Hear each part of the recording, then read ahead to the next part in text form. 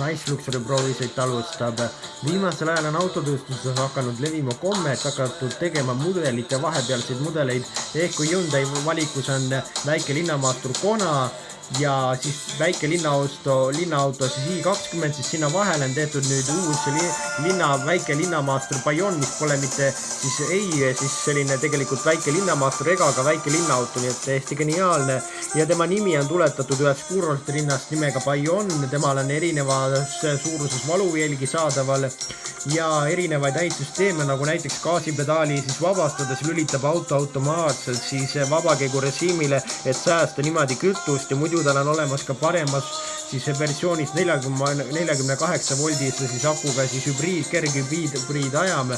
Ja kui sina kipud olema see inimene, kes siis jääb punase tule taga magama, siis Hyundai Bayon teavitab sind kenasti, kui siis ees olev auto hakkab liikuma. Ja vahepeal võib meelitada auto sind ka lihtsalt välja kohvi jooma, kui tunneb, et sa oled liiga väsinud ja soovitab sul väikene paus teha siis tihedasse siis sõiduellu. Eesiosa näeb täiesti veetleb välja, kui tagaosa näeb isegi ütleks, et kole välja natukene.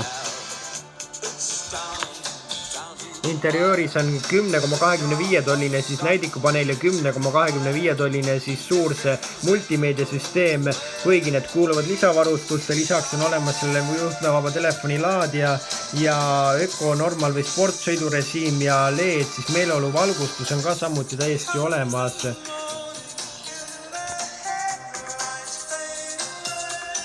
Ja samuti on olemas, leiab sealt ka siis päris see Boss helisüsteemi, kuid see sisu näeb ka natukene vanaldane välja ja seal on isegi selliseid detaile, mis ootaks kuskilt 20 aastat vanast autost, et sellised plastmass ukselingid ja nagu veluurpolster, aga pagasruumis on 411 liitrit, kui keegi tahab vett temasse mahutada, siis võin öelda, et 411 liitrit mahub ilusti ära.